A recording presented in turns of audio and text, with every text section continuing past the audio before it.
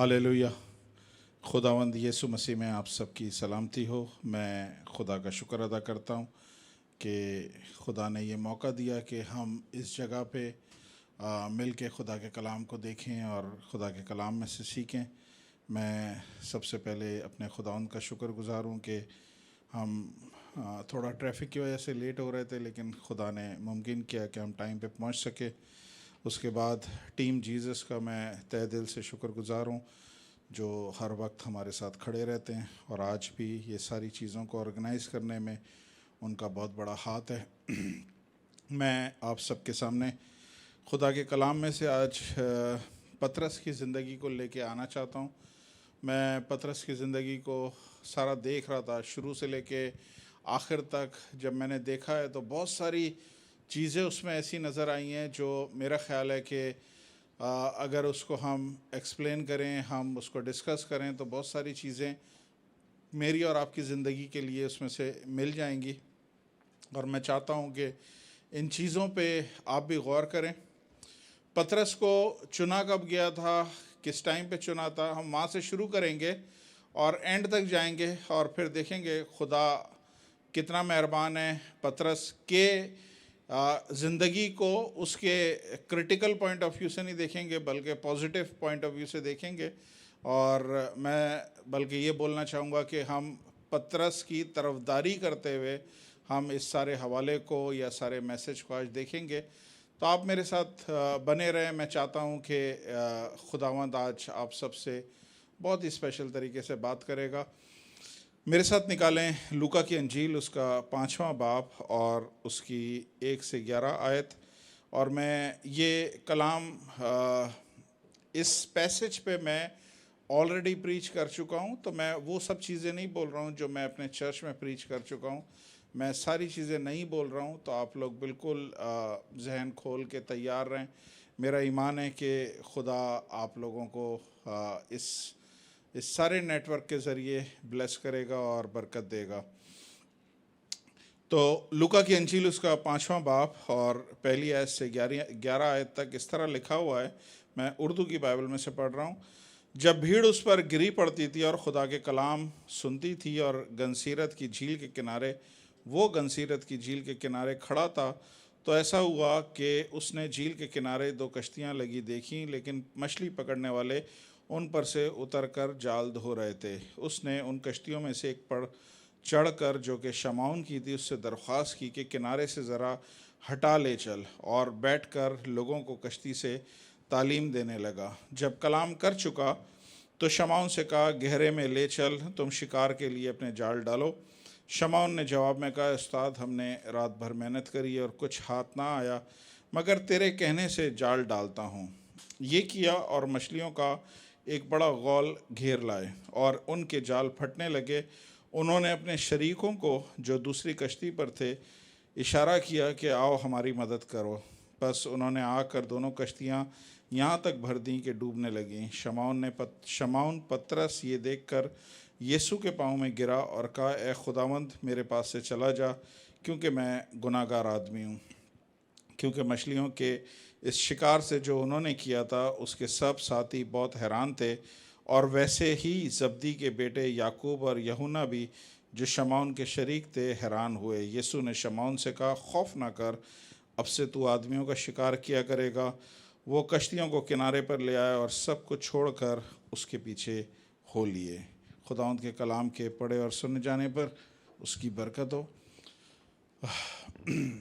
तो यहाँ पे हमें पतरस का स्टार्टिंग पॉइंट मिलता है कि किस तरह से खुदा ने पतरस को चुना था।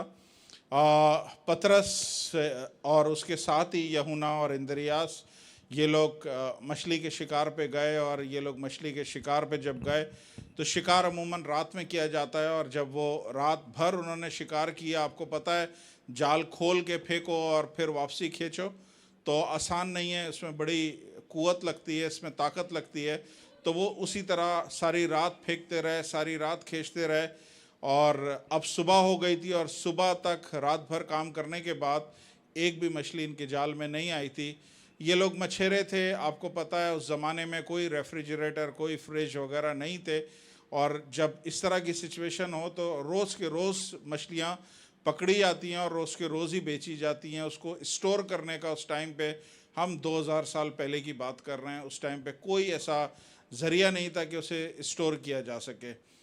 तो ये इस टाइम पे एक ऐसा ख़ास सिचुएशन है कि मछेरे अपने जाल को धो रहे हैं और रात को थके मांदे हैं। वो उस टाइम पे यीशु ठीक उस जगह पे नमूदार हुआ है, उसी जगह पे यीशु अपीयर हुआ है और यीशु लोगों से कलाम कर रहा है और एक बड़ी भीड़ उसका कलाम सुन रही है।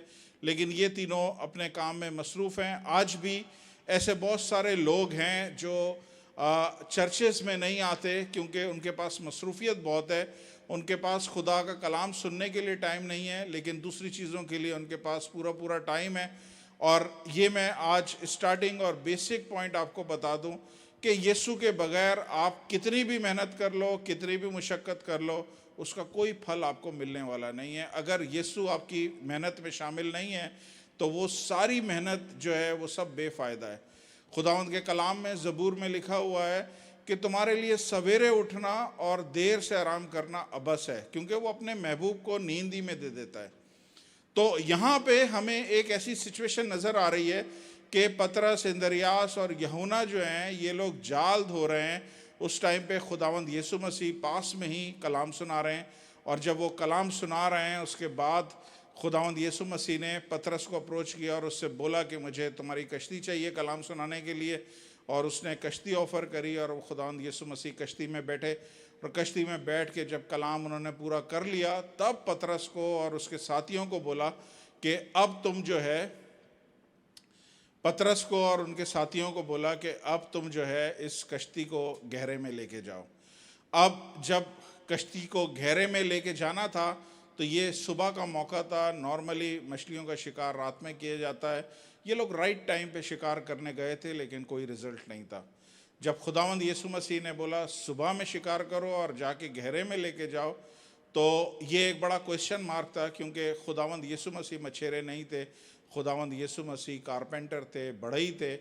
और वो आगे एक मछेरे को बोल रहे हैं कि तू सुबह में इस कश्ती में जिसमें से तू अभी सारी रात नाकाम हो के आया है, अब मेरी बात सुन और ये कश्ती को तू गहरे में लेके जा, और जब तू गहरे में लेके जाएगा तो ये कश्ती को मैं भर दूंगा। पतरस ने ज़्यादा ऑब्जेक्शन नहीं किया और पतरस ने खुदावंद यीशु मसीह की बात मानी और अपने साथियों को चढ़ाया और कश्ती को वो गहरे में ले गए। और जब कश्ती को गहरे में ले गए और खुदावंद यीशु मसीह ने उनसे बोला अब जाल डालो, तो उन्होंने जाल डाला और इतना कुछ वो मछलियों का गौल इतना कुछ लेके आ गए कि उनकी कश्ती उसको कंट्रोल नहीं कर सकी, उनकी कश्ती डूबने लगी। उन्होंने दूसरे लोगों को भी पुकारा और दूसरे लोग भी आए और वो कश्ती और वो सारा जितना भी जाल मछलियों से भरा हुआ था उसको सब मिलके खींच के ये किनारे पे लेके आए। ये चीज़ एक एबनॉर्मल थी। पतरस ने इतना ज़्यादा या इतना बड़ा शिकार अपनी पूरी ज़िंदगी में नहीं देखा था। उसके बाप दादा भी शायद मछेरे होंगे, उन्होंने कभी भी हिस्ट्री में उस झील के, गनसीरत की झील की हिस्ट्री में उन लोगों ने इतना बड़ा शिकार नहीं देखा था जितना अब उन्होंने देखा था। तो पतरस बताता है, पतरस के इसी जगह पे लिखा हुआ है, पतरस उसके कदमों में गिर पड़ा और उसे बोला खुदावंद तू यहाँ से चला जा। खुदावंद यीशु मसीह ने पतरस को उस टाइम पे चुना और उसे बोला कि आगे से तू मछेरा नहीं रहेगा, आगे से तू फिशरमैन नहीं रहेगा, बल्कि मैं तुझे आदमगीर बनाऊंगा। और ये एक बहुत बड़ा पहला चुनाव था जो खुदावंद यीशु मसीह ने, मैं समझता हूँ कि अगर पहला शागिर्द किसी हद तक हम मान लें पतरस को ही पहला शागिर्द चुना है, तो किसी हद तक थियोलॉजी पॉइंट ऑफ व्यू से किसी हद तक शायद करेक्ट ना हो, लेकिन जो हालात नज़र आते हैं उसमें मैं समझता हूँ कि शायद पहली कॉल पतरस की थी और पतरस को खुदावंद यीशु मसीह ने चुना। चीज़ हो क्या रही है जो मैं आपसे डिस्कस करना चाह रहा हूँ? चीज़ ये हो रही है कि पतरस की कश्ती खाली नज़र आ रही है। खुदावंद यीशु मसीह कलाम सुन रहे हैं, कलाम सुना रहे हैं, लोगों में शिफाएं हो रही हैं, लोगों में मौजज़े हो रहे हैं, सब कुछ हो रहे हैं, लेकिन ये तीन लोग कोई इंटरेस्ट नहीं है, ये लोग अपने जाल धोने में लगे हुए हैं। और खुदावंद यीशु मसीह को साफ नज़र आ रहा है कि इनका तजर्बा फेल हो गया है, इनकी सारी एक्सपर्टीज़ फेल हो गई हैं। रात भर शिकार करने के बाद भी इनको कुछ नज़र नहीं आया, कुछ मिला नहीं है। तो खुदावंद यीशु मसीह ने उनको ऑफ़र करी कि तुम गहरे में जाओ। जब खुदावंद यीशु मसीह ने देखा कि कश्तियाँ खाली हैं, कश्ती खाली है, तभी खुदावंद यीशु मसीह ने उसको बोला कि गहरे में लेके जाओ। आज मैं आपसे जो बात करना चाहता हूँ वो ये है कि खुदावंद यीशु मसीह हमारी ज़िंदगियों का लंगर है। वो हमारी ज़िंदगियों को देखता है, संभालता है, पालता है। और कश्तियाँ जो है ना, बेसिकली जो भी कश्ती है वो हमारी ज़िंदगी को दर्शाती है, हमारी ज़िंदगी को दिखाती है। और कश्ती अगर खाली है, इसका मतलब है कि ये कश्ती में कुछ नहीं है, सिर्फ खोखलापन है। सिर्फ आज भी हम लोगों की ज़िंदगियाँ बेसिकली खाली हैं। आज भी हमारी ज़िंदगी खोखलेपन का शिकार है। बाहर से अच्छे कपड़े पहने हुए नज़र आएंगे, टाई सूट में मेरी तरह आपको लोग नज़र आएंगे, लेकिन जब आप उनकी पॉकेट देखेंगे तो कुछ भी नज़र नहीं आएगा। जब उनके बैंक बैलेंस देखेंगे कुछ भी नज़र नहीं आएगा। उनकी ज़िंदगियों को करीब से देखेंगे, आपको खाली ज़िंदगियाँ नज़र आएंगी। आज खुदावंद आप सबको, जितने लोग इस वक्त मुझे सुन रहे हैं, अगर आपकी ज़िंदगी में खालीपन है, अगर आपकी ज़िंदगी में कोई सा भी एरिया खाली है, चूँकि ये जो बात हो रही है ये स्पेशली आप समझ लें ये पतरस का बिजनेस था, ये पतरस का कारोबार था, ये उसकी माली हालत को जाहिर करता है। तो मैं स्पेसिफिकली माली तौर पे उन लोगों के बारे में बोलना चाहता हूँ जिन जिन लोगों की ज़िंदगी में माली तौर पे इस वक्त कड़की है, माली तौर पे बिल्कुल खोखले खाली हैं। बाहर से आप लोग अच्छे कपड़े पहने हुए हैं, बाहर से आपने हो सकता है आपके पास गाड़ियाँ भी अच्छी हों, लेकिन इस वक्त जो आपकी सिचुएशन है वो बिल्कुल खाली है। मैं आपको बताना चाहता हूँ, हमारा खुदा जो कायनात का खुदा है, जिस तरह उसने पतरस की कश्ती को देखा है, इसी तरह उस खुदा ने आपको भी देखा है। और आज जो उसने पतरस को बोला है वही चीज़ आपको भी बोल रहा है। खुदावंद यीशु मसीह आपके साथ थोड़े पानी में, शैलो वाटर में नहीं रहना चाहता। खुदावंद यीशु मसीह आपके साथ गहरे में जाना चाहता है। हमारी ज़िंदगियाँ, बहुत सारी मसीहों की ज़िंदगियाँ जो है ना, वो शैलो वाटर में, यानी कोने के पानी, जो कोने का पानी होता है, थोड़ा पानी होता है, उसमें हमारी ज़िंदगियाँ गुजर रही हैं।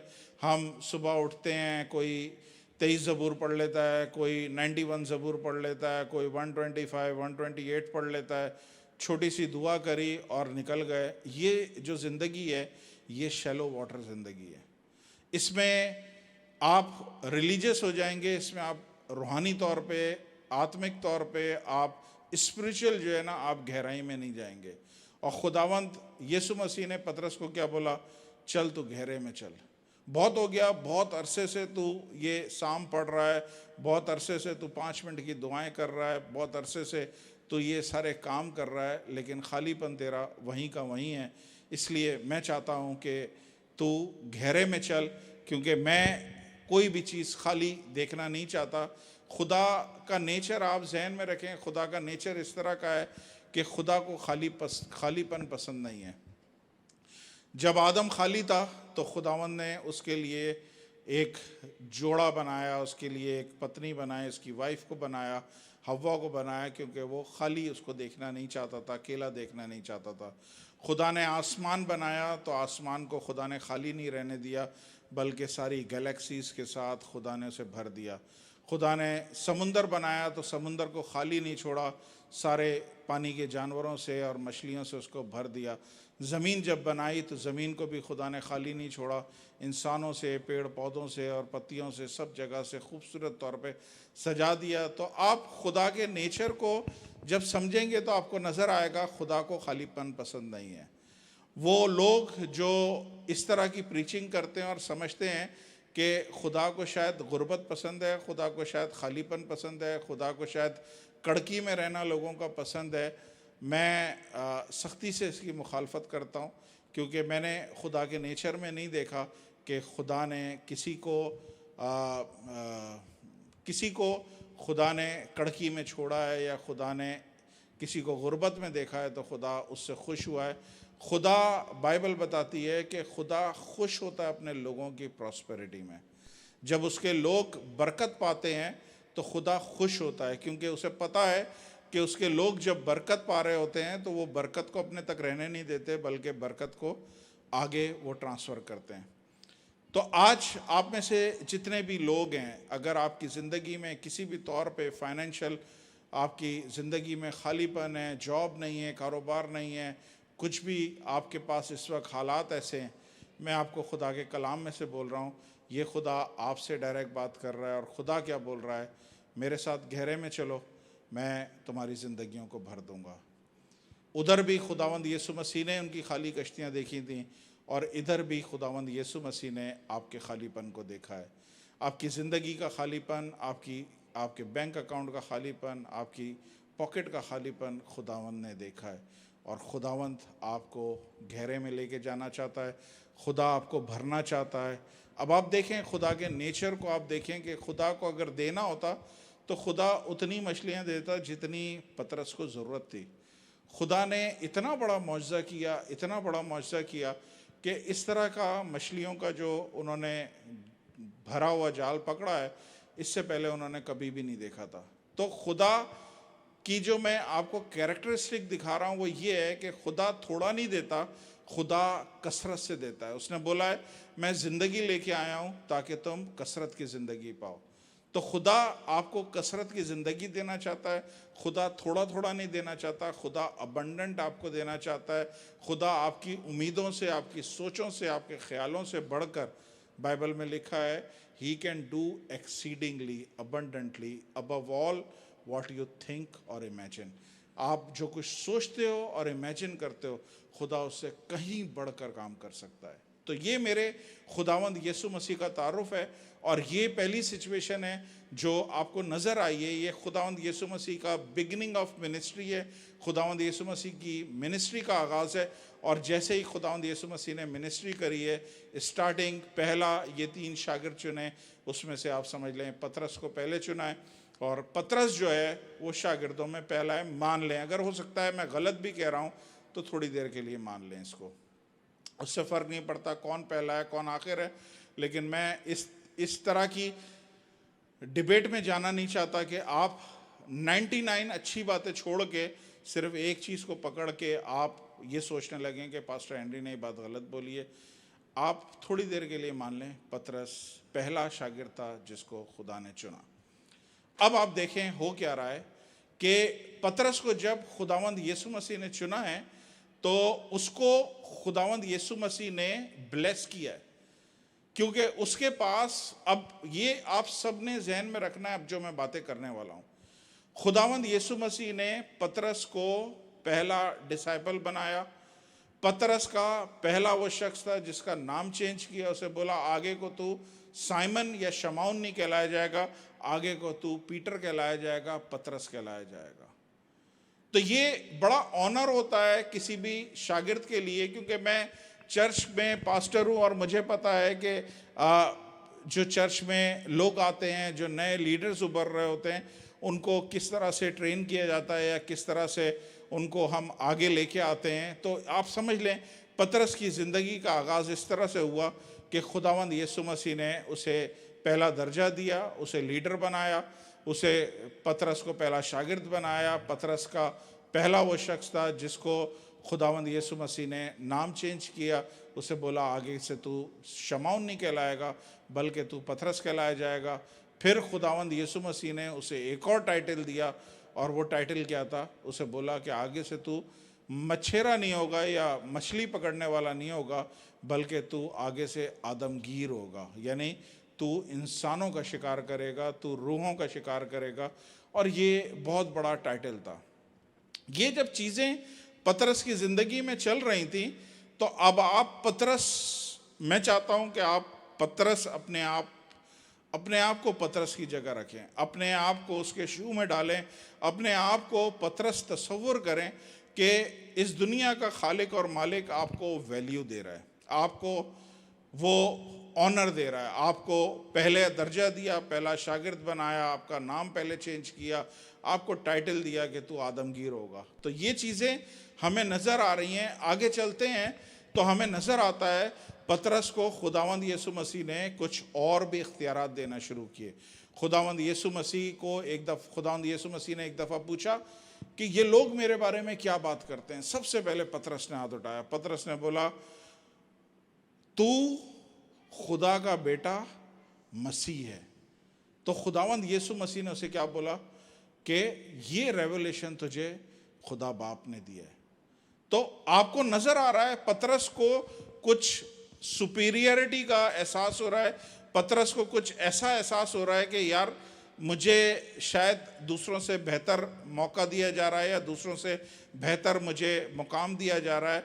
और पतरस दूसरों में थोड़ा सा पतरस का कद बड़ा होना शुरू हो गया। पतरस को नज़र आने लगा कि खुदा शायद मुझे इन 12 में से लीडर के तौर पे मुंतखब कर रहा है, क्योंकि जो मैं कर रहा हूँ खुदा उसे अप्रिशिएट कर रहा है। फिर एक जगह खुदावंद यीशु मसीह ने पतरस को बोला कि आसमान की बादशाही की कुंजियां मैं तेरे को दे रहा हूं। जो तू बांधेगा वो आसमान पे बंधेगा और जो तू खोलेगा वो खोला जाएगा। अब ये बहुत बड़ा एक टाइटल है, ये बहुत बड़ी एक तरह की खुदा की बख्शिश है जो पतरस को मिली है। पतरस ने खुदावंद यीशु मसीह से ख्वाहिश जाहिर करी, खुदावंद मैं पानी पे चलना चाहता हूँ। खुदावंद यीशु 11 पानी पे चलने के लिए रेडी नहीं थे, सिर्फ एक शख्स था रेडी होने के पानी पे चलने के लिए। और खुदा ने पतरस को बोला तू चल। पतरस पानी पे चला और चल के थोड़ी देर चलने के बाद वो डूबने लगा। वो एक अलग वाकया है, लेकिन कहने का मतलब ये है, ये 11 को ये एहसास हासिल नहीं है पानी पे चलने का, ये सिर्फ पतरस को एहसास है या इस चीज़ का एक्सपीरियंस है कि पानी पे कैसे चला जाता है। तो ये ब्लेसिंग पतरस की जिंदगी में गाय बा गाय खुदावंद डाल रहा था, खुदावंद उसे दिखा रहा था। और पतरस इन सारी चीज़ों में अपने आप को बड़ा अच्छा समझ रहा था, बड़ा बेहतर समझ रहा था और खुदा से वो मोहब्बत का इजहार भी करता था। गाय बा गाय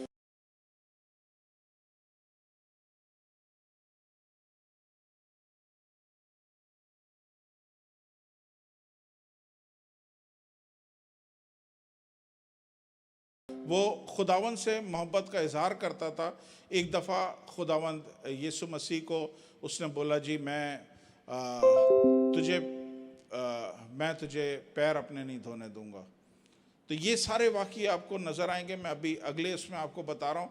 लेकिन कहने का मकसद क्या है कि ये सारी चीज़ों को अगर आप देखेंगे ना, मैं एक मिनट और कुछ देख लूँ अगर कुछ रह गया जो। जी, आपने ये देखा, ये सारी चीज़ों में उसने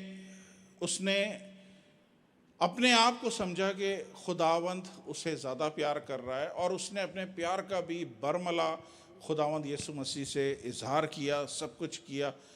अब हमें नज़र आता है, अब जहन में रखिएगा, ये हर शागिर्द के ज़िंदगी में ये वाक़या आता है। ज़िंदगी हमेशा एक जैसी नहीं रहती, हर दफ़ा आप टॉप पे नहीं रहते, हर दफ़ा खुदा आपकी गुड्डी को हमेशा ऊपर नहीं उड़ाता रहेगा, बल्कि कभी कभी आपको नीचे आना पड़ता है।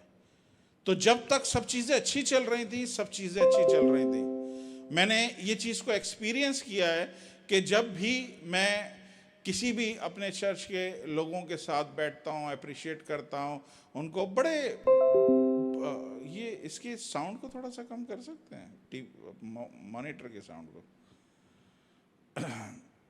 तो जब भी मैंने देखा कि जब भी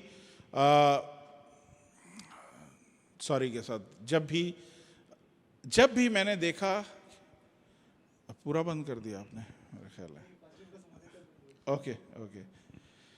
तो मैंने देखा कि जब भी मैं किसी को अप्रिशिएट करता हूँ तो होता क्या है कि लोग बड़े इनकरेज होते हैं, बड़े आगे बढ़ने की कोशिश करते हैं और खुदावंद में अपने आप को सरगर्म मांगने लगते हैं और कोशिश करते हैं कि हम और भी खुदावंद के लिए कुछ करें।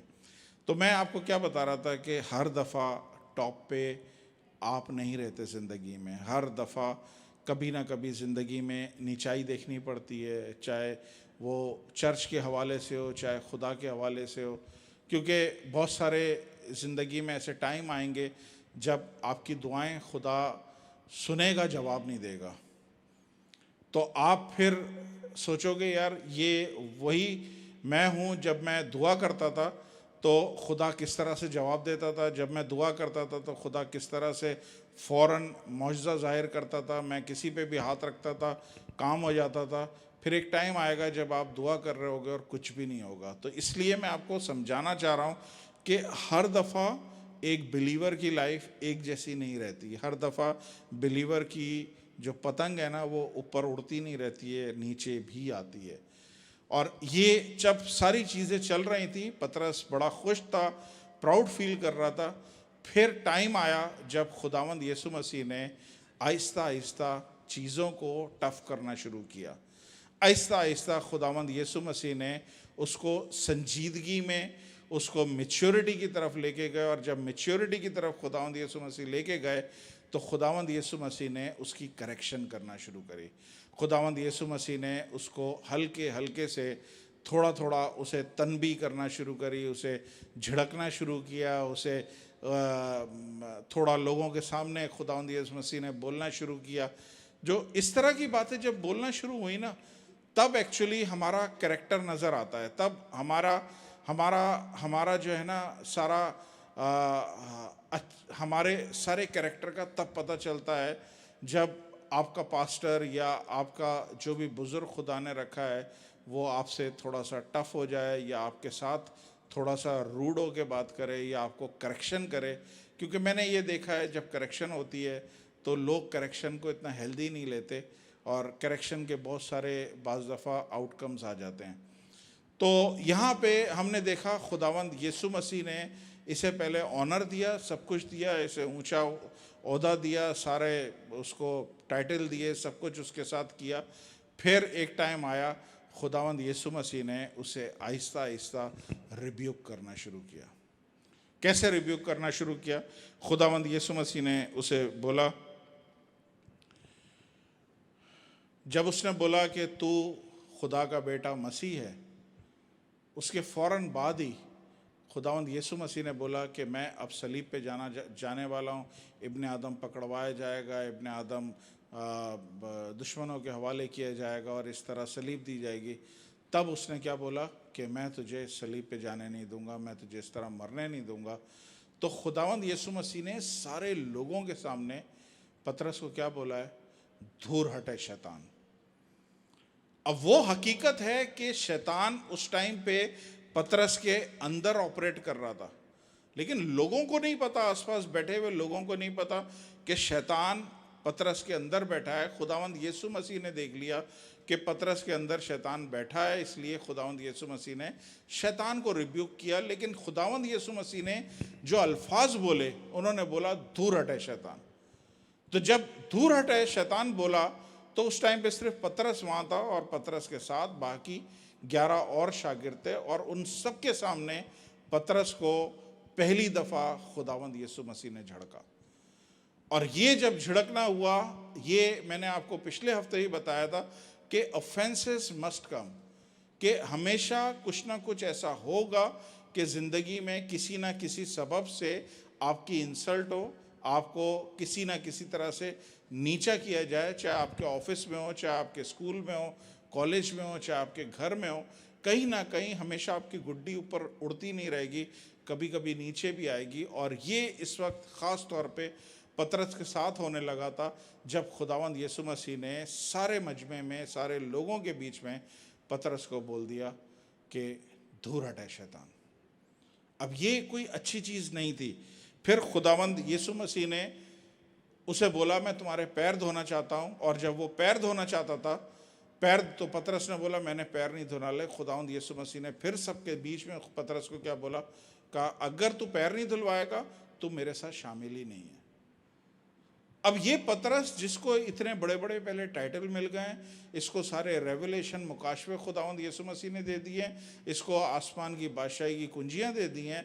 अब एकदम से खुदावंद यीशु मसीह अपने लहजे को भी चेंज कर रहे हैं, अपने ट्रीटमेंट को भी पतरस के साथ चेंज कर रहे हैं। अब थोड़ा सा खुदावंद यीशु मसीह उसके साथ ऐसी बात कर रहे हैं जिससे वो ऑफेंड हो, जिससे वो नाराज़ हो, जिससे वो अपने आप में इंसल्ट फील करे, जिसमें वो शर्मिंदा हो।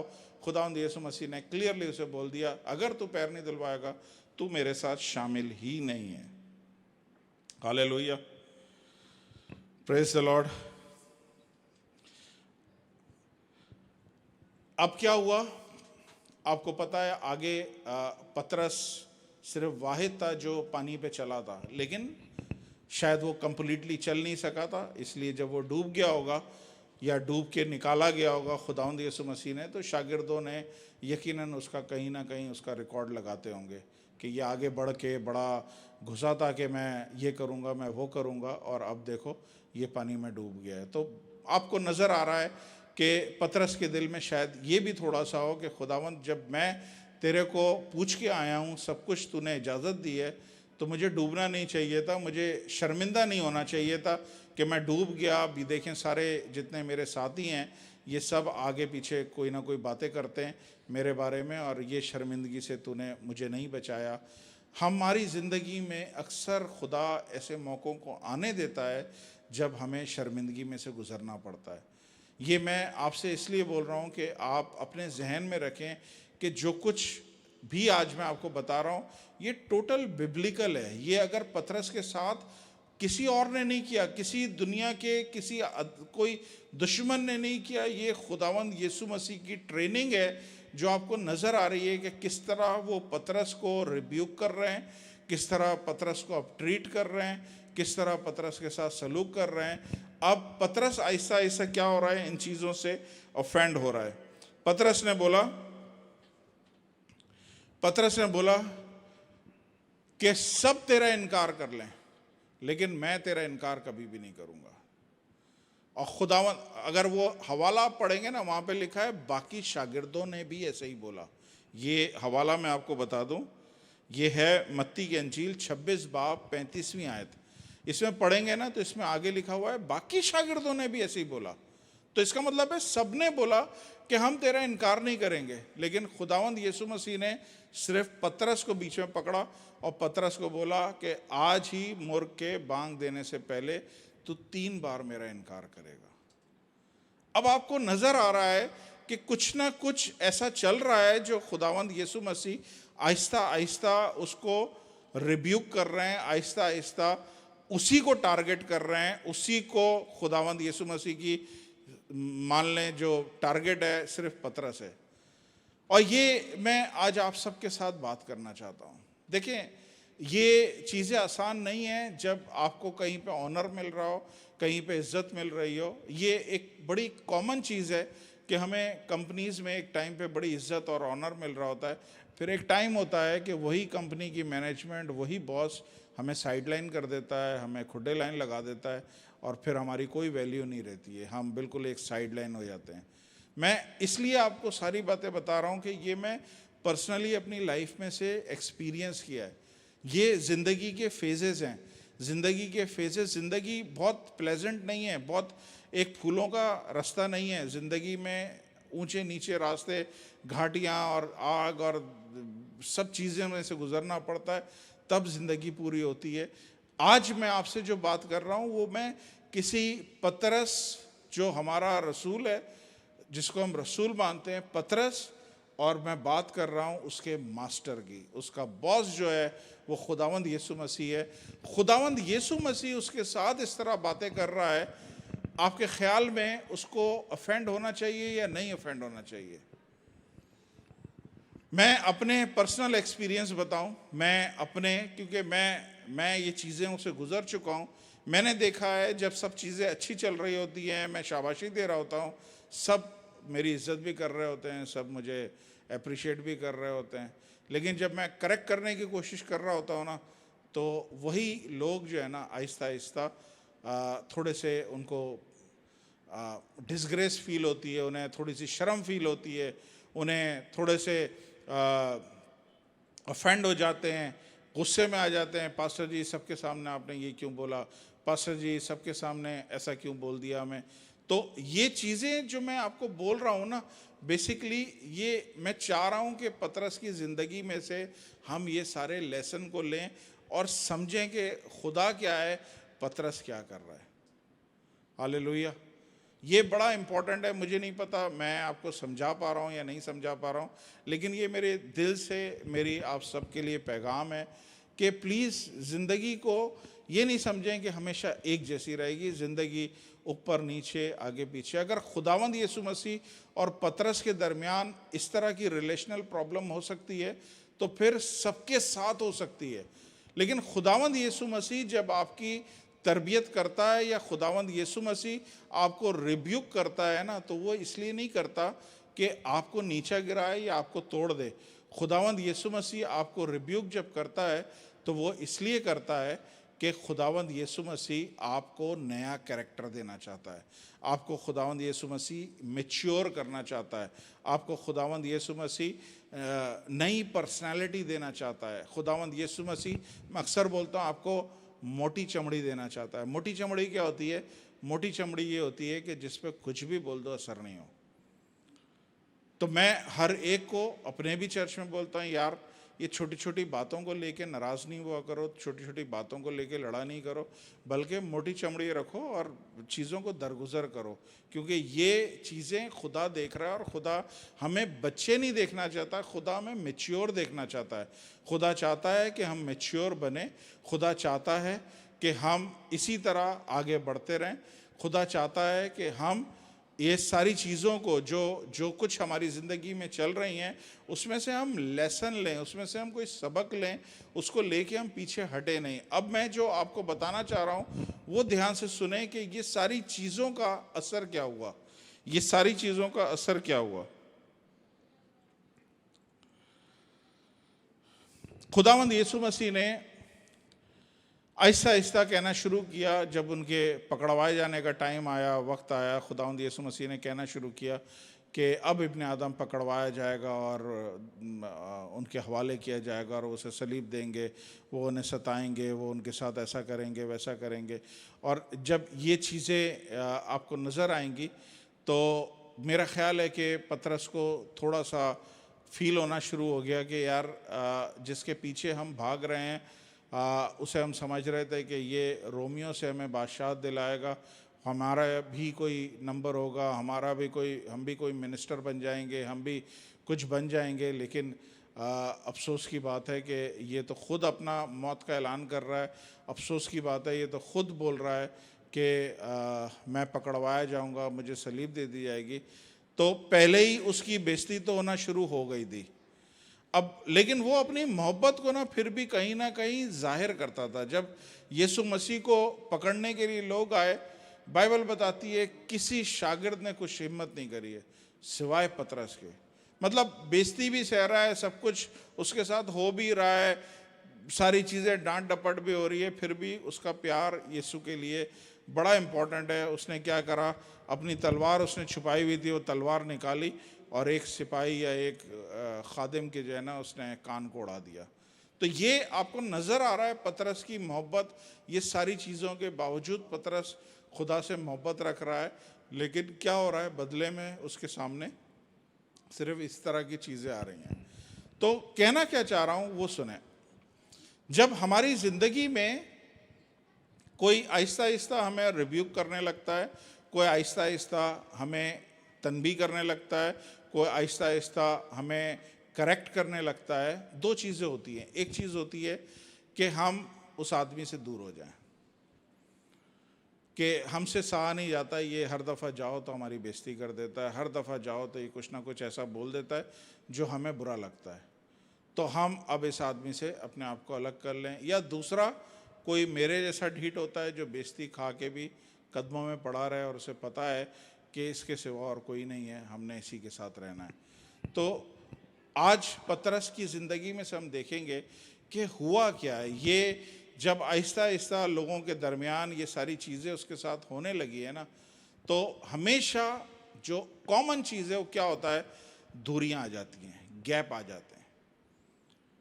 वो लोग जो आपस में मिलते थे हर हफ्ते, जब उनमें करेक्शन शुरू हो जाती है, कोई एक दूसरे की करेक्शन करने लगता है, वो फिर मिलना आहिस्ता आहिस्ता बंद कर देते हैं। दो दोस्त या दो शागिर्द और उस्ताद जो एक दूसरे से प्यार करते थे, जब उसकी करेक्शन का टाइम आता है तो वो शागिर्द आहिस्ता आहिस्ता क्या करता है, अपने आप को दूर करने लग जाता है। वो फिर दूर दूर से उसको फॉलो करता है, फिर वो करीब नहीं जाता, फिर वो पता है कि जब करीब जाएगा कुछ ना कुछ ऐसी बात बोलेगी, और एक टाइम आता है ये सिलसिला ख़त्म हो जाता है। अब मेरे साथ एक बाइबल का हवाला निकालें जो मैं आपको पढ़ाना चाहता हूँ। मरकस की अंजील उसका 14वां बाब और उसकी 54 आयत। मरकस की अंजील 14वां बाब और उसकी 54 आयत। इसमें लिखा हुआ है, और पतरस फासले पर उसके पीछे पीछे सरदार काहिन के दीवान खाने के अंदर तक गया और प्यादों के साथ बैठकर आग तापने लगा। ये बड़ा इंपॉर्टेंट है, इंग्लिश में भी मैं पढ़ देता हूँ आपके सामने। But Peter followed him at the distance right into the country yard of the high priest, and he sat with the servant and warmed himself at the fire.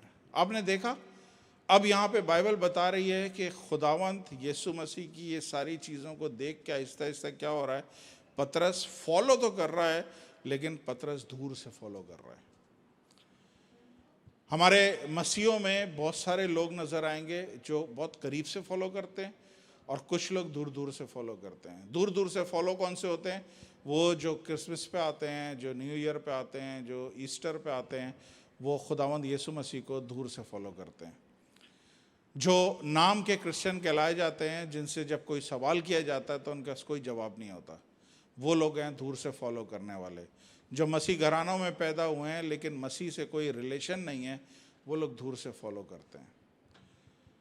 करीब से फॉलो करने वाले कभी भी मिस नहीं करेंगे खुदावंद यीशु मसीह को। कभी भी करीब से फॉलो करने वाला रास्ता भटक ही नहीं सकता। मैं सऊदी अरब में था, पहली दफ़ा मैं दमाम से रियाद जा रहा था। रियाद में किसी की डेथ हो गई थी तो हमने उसके फ्यूनरल में जाना था, तो 2 गाड़ियाँ तैयार हुई।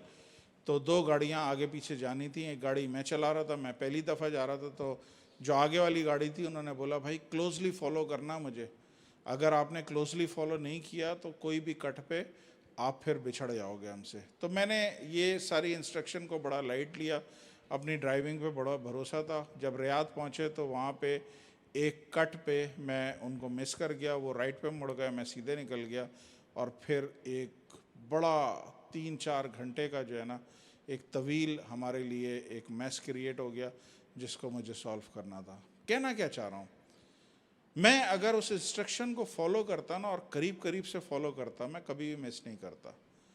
बाइबल बताती है कि पतरस अब आहिस्ता आहिस्ता ये सारी सिचुएशन को देख के कि उसे डांटा भी जा रहा है, अब बादशाहत में भी उसका कोई कैरेक्टर नहीं है, जो बादशाह बन के आया था इसराइल का वो भी मरने के लिए जा रहा है, और फिर डांट डपट और हल्का फुल्का तनबी की जा रही है, करेक्शन की जा रही है।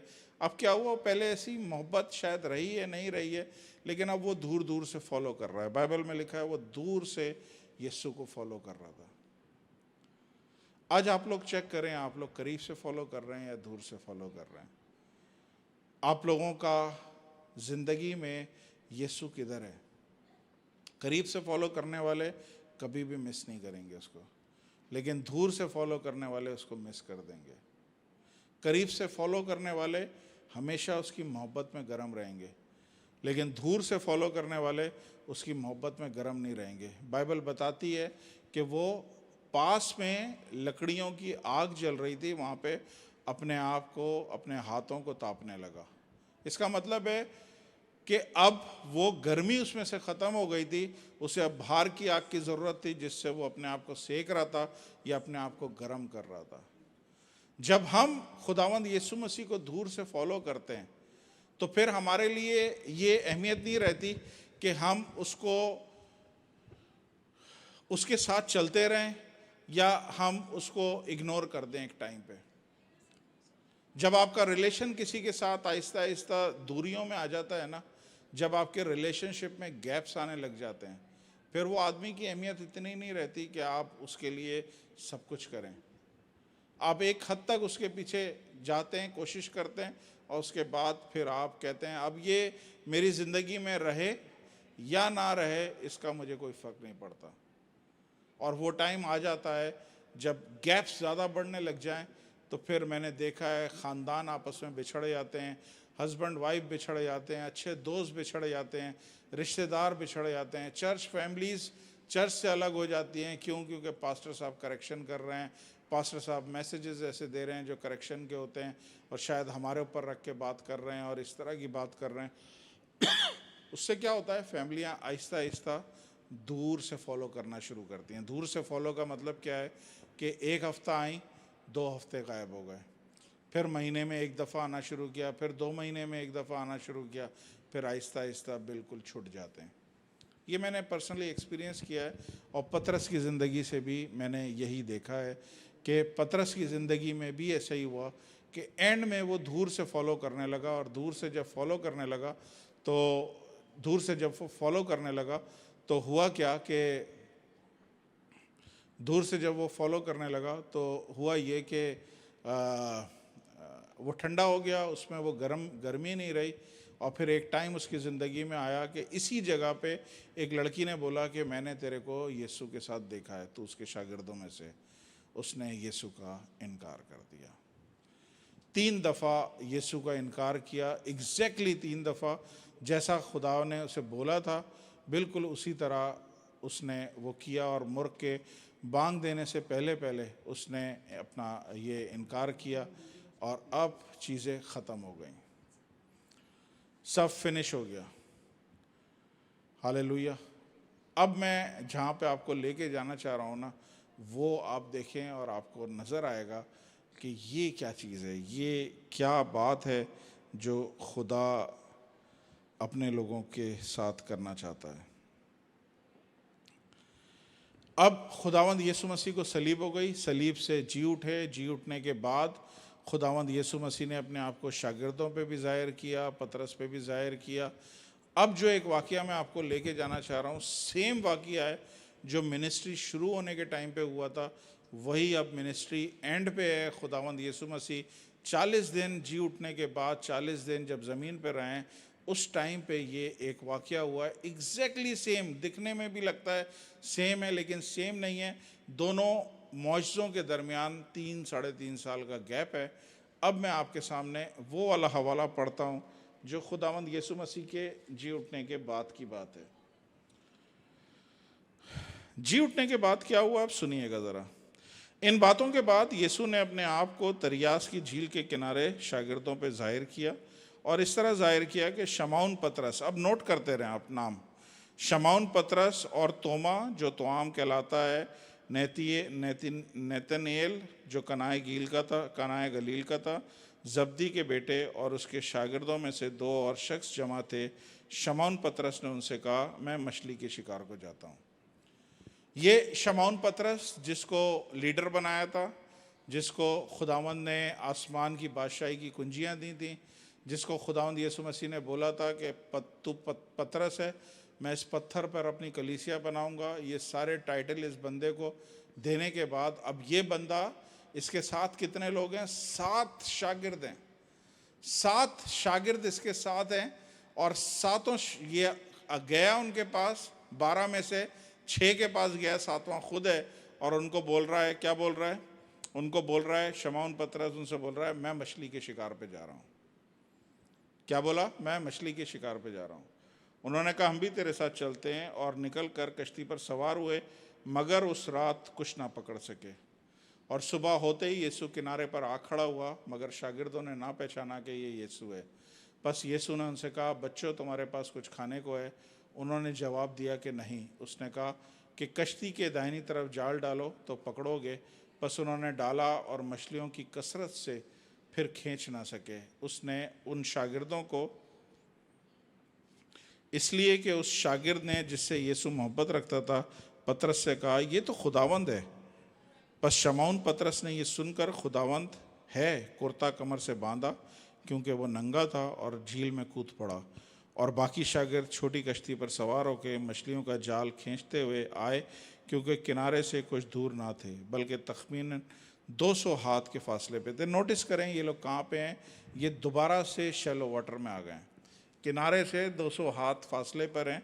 अभी आपको पता चल जाएगा। जिस वक्त किनारे पर उतरे उन्होंने, ओके, इसलिए कि शागिर्दों में से जिससे यीशु मोहब्बत रखता था, पतरस से कहा, ये तो खुदावंद है।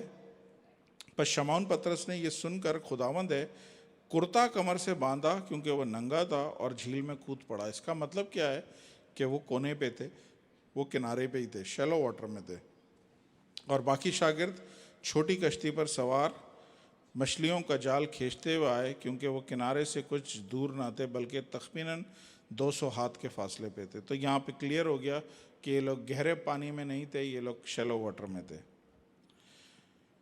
यीशु ने उनसे कहा, जो मछलियां तुमने अभी पकड़ी हैं, नहीं, आगे 200 हाथ के फासले पर थे। जिस वक्त किनारे पर उतरे तो उन्होंने कोयलों पर आग और उस पर मछली रखी और रोटी देखी। यहाँ आपने देखा यीशु ने उनसे पहले पूछा है कि तुम्हारे पास कुछ खाने को है, लेकिन जब वो किनारे पे पहुँचे हैं तो ऑलरेडी कोयले पे आग जल रही है और खुदावंद यीशु मसीह के पास रोटियाँ भी हैं, खुदावंद यीशु मसीह के पास मछलियाँ भी हैं जो ऑलरेडी वो भून रहे हैं। तो यीशु ने उनसे कहा, जो मछलियां तुमने अभी पकड़ी हैं उनमें से भी कुछ ला दो। शमौन पतरस ने चढ़कर 153 बड़ी मछलियों से भरा जाल किनारे पर खींचा, मगर बावजूद मछलियों की कसरत के जाल ना फटा। यीशु ने उनसे कहा, आओ खाना खा लो। और शागिर्दों में से किसी की जरूरत नहीं हुई कि उससे पूछते, तू कौन है, क्योंकि वो जानते थे कि खुदावंद ही है। यीशु आया और रोटी लेकर उनको दी, इस तरह मछली भी दी।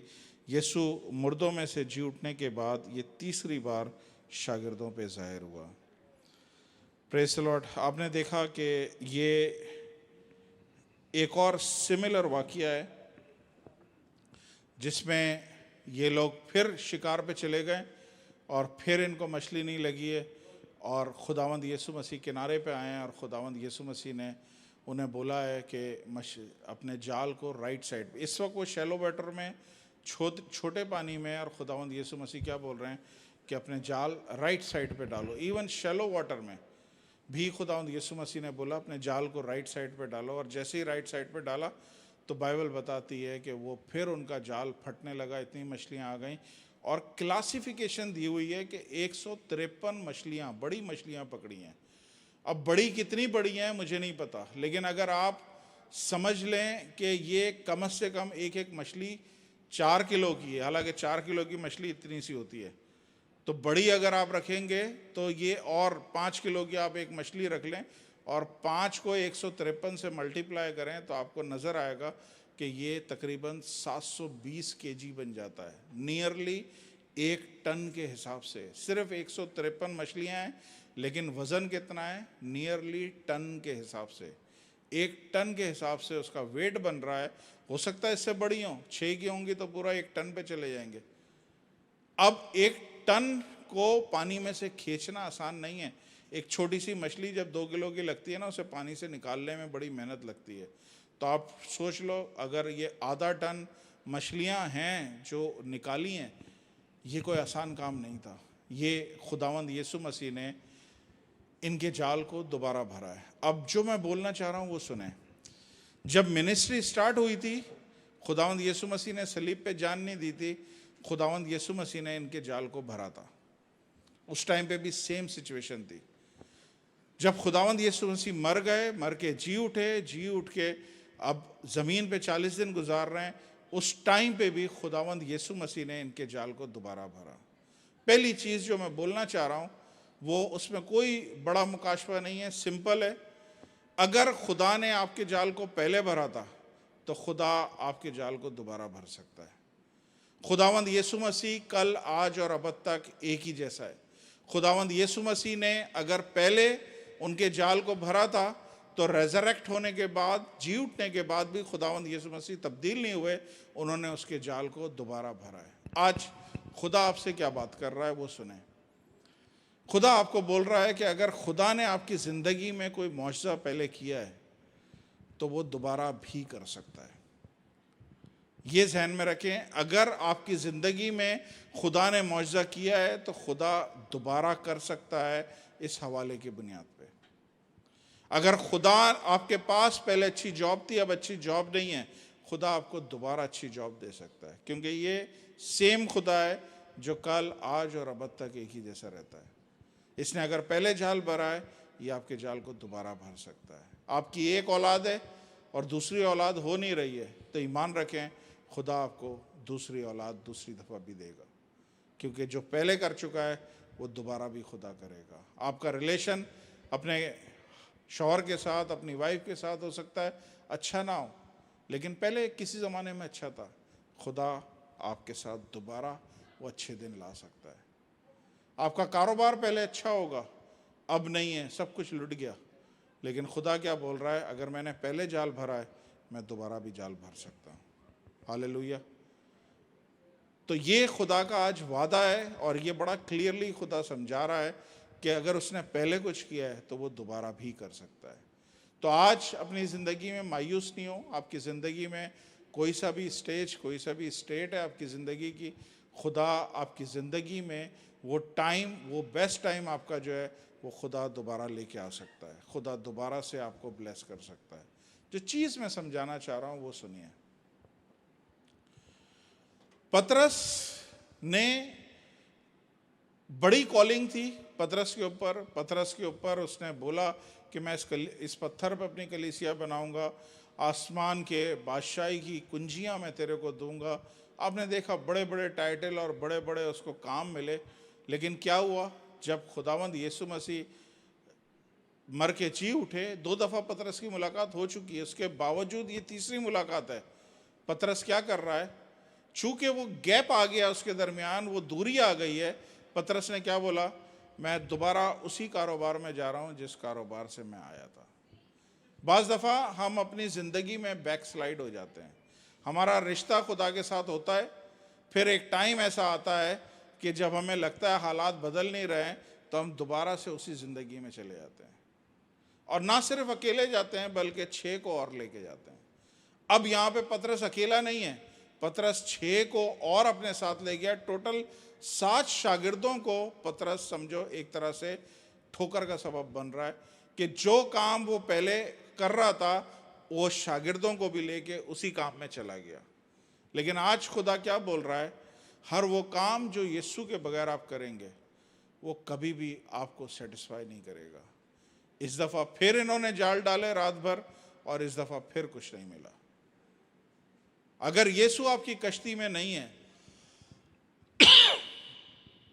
एक्सक्यूज मी, अगर यीशु आपकी कश्ती में नहीं है, आपकी सारी स्ट्रगल, आपकी सारी मेहनत सब बेफायदा है, कुछ नहीं मिलने का है। मैंने देखा है हमारे चर्च में बहुत सारे लोग संडे के दिन चर्च के टाइम पे मुझे मैसेज करते हैं, पास्टर जी इंटरव्यू कॉल आई है, हम जा रहे हैं इंटरव्यू के लिए, चर्च नहीं आ रहे। उन्हें पता है इंटरव्यू के लिए पास्टर साहब मना नहीं करेंगे, लेकिन मैं दिल में बोलता हूँ कि अगर खुदा को छोड़ के आप इंटरव्यू के लिए भी जा रहे हैं ना, तो भी वो जॉब कभी नहीं होगी। वो एक्चुअली इंटरव्यू कॉल नहीं है, वो शैतान की कॉल है, और शैतान ने आपकी ज़िंदगी में इसलिए वो कॉल लेके आया है ताकि उस दिन का मैसेज आप नहीं सुन सकें, उस दिन की वर्शिप को आप अटेंड नहीं कर सकें, उस दिन का चर्च आपसे मिस हो जाए, और वो ब्लेसिंग जो खुदा ने उस दिन आपके लिए रखी थी उससे आपको वो दूर कर दे। और यही पतरस ने किया। पतरस ने भी ना सिर्फ खुद पीछे चला गया बल्कि अपने साथ 6 शागिर्दों को और पीछे ले गया। हालेलुया। लेकिन अब जो मैं बोलना चाह रहा हूँ वो सुने, मैं अपने मैसेज के इख्तिताम पे जा रहा हूँ, अब सुने ध्यान से। सब चीज़ें आपने देखी, खुदावंद यीशु मसीह ने किस तरह उसको ट्रेन किया, किस तरह उसको रिब्यूक करके उसकी पर्सनैलिटी को खुदावंद डेवलप करना चाह रहा था, लेकिन वो डेवलपमेंट वो नहीं चाह रहा था। फाइनली क्या हुआ कि वो दूर हो गया, यीशु से दूर हो गया, यीशु का इनकार कर दिया। अब खुदावंद यीशु मसीह यहाँ पे आए हैं, और यहाँ पे आके किसी शागिर्द को खुदावंद यीशु मसीह ने नहीं बोला कि तुम लोग कहाँ चले गए थे, जब मैं सलीब पे लटका हुआ था तुम लोग सब के सब कहाँ भाग गए थे, जब मेरे पे टॉर्चर हो रहा था, मेरे पे तकलीफ़ें हो रही थी, तुम लोग सब कहाँ चले गए थे। खुदावंद यीशु मसीह ने बिना कुछ कहे, इवन पतरस से भी कुछ नहीं कहा, पहला काम क्या किया खुदावंद यीशु मसीह ने, खुदावंद यीशु मसीह ने उनके जाल को भरा, उनकी कश्ती को भरा।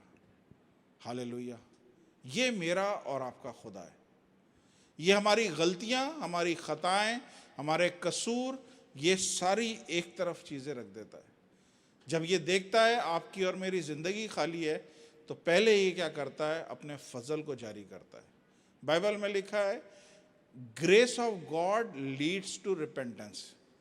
जब खुदा का फजल हमारी जिंदगी में आता है ना, हम फिर तौबा की तरफ जाते हैं कि यार मैंने माफ़ी भी नहीं मांगी, मैंने इसको कुछ बोला भी नहीं, मैंने अपने सारे किए कराए पे पानी फेर दिया, लेकिन ये शख्स आसमान से आके फिर मेरी कश्ती को भर गया, फिर मुझे सब कुछ इतना दे गया है जो मेरी औकात से बढ़कर है। आधे टन का या 1 टन का जाल मैं कैसे खींचूंगा, मेरी औकात से बढ़कर इसने मुझे दे दिया। और एक दफ़ा भी मेरे को बोला नहीं है कि तूने माफ़ी नहीं मांगी, तुम लोग कहाँ चले गए थे, क्या कर रहे हो, तुम लोग दुनिया में दोबारा चले गए हो, तुम लोग कश्ती में दोबारा चले गए हो, तुम लोग वही काम शुरू कर दिया दोबारा से, मैंने तुम्हें आदमगीर बनाया था, तुम फिर से मछलियाँ पकड़ रहे हो। नहीं, खुदावंद यीशु मसीह ने बिल्कुल एक भी जगह पे क्रिटिसाइज नहीं किया। इस वाक़ये के बाद खुदावंद यीशु मसीह ने पतरस को बुलाया और पतरस से पूछा है। अगर आप अगली आयतें पढ़ेंगे तो उसमें लिखा है, खुदावंद यीशु मसीह ने पूछा है, ए शमाउन, तू खुदा से मोहब्बत रखता है, तू मुझसे मोहब्बत रखता है? 3 दफ़ा खुदावंद यीशु मसीह ने पूछा है। लेकिन पहले खुदावंद यीशु मसीह ने क्या काम किया है, खुदा ने अपने प्यार को दिखाया है। और प्यार किस तरह से दिखाया है, खुदा ने उनकी कश्तियों को दोबारा से भरा है।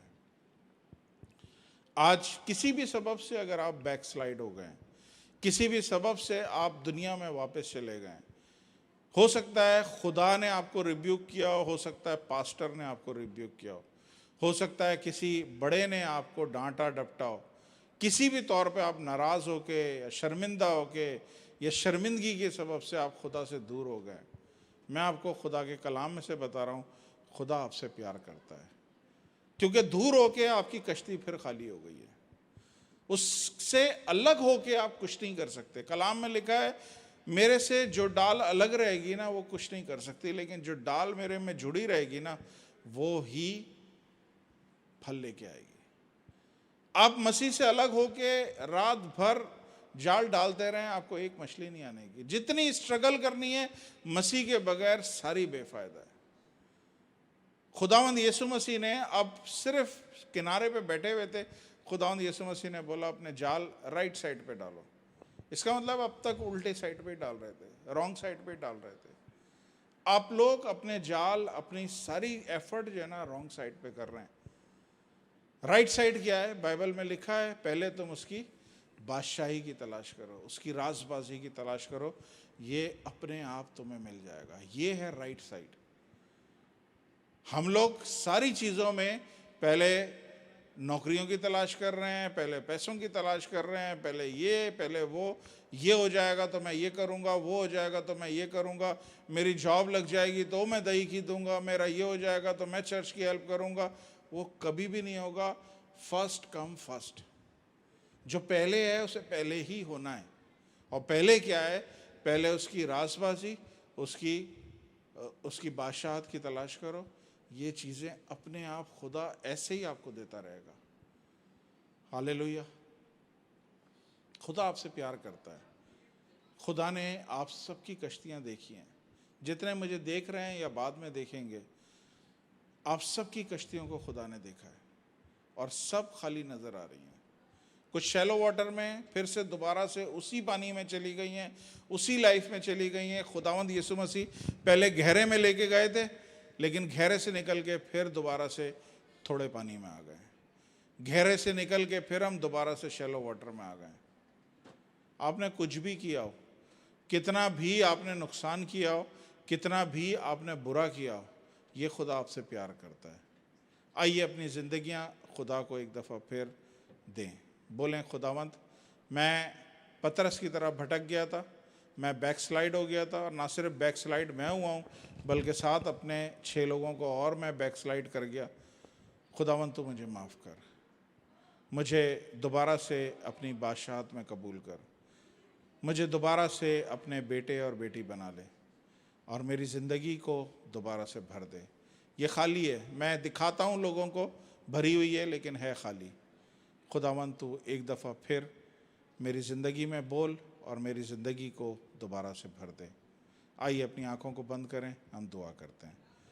आसमानी बाप, यीशु के नाम से खुदावंद आपके कदमों में आता हूँ और खुदावंद इस वक्त ख़ास शुक्र अदा करता हूँ खुदावंद सारे लोगों के लिए, सारे बेटे बेटियों के लिए, सारे चर्च के लोगों के लिए जो इस वक्त खुदावंद है बाप डिफरेंट मीडियम पे से खुदावंद है बाप इस कलाम को सुन रहे हैं।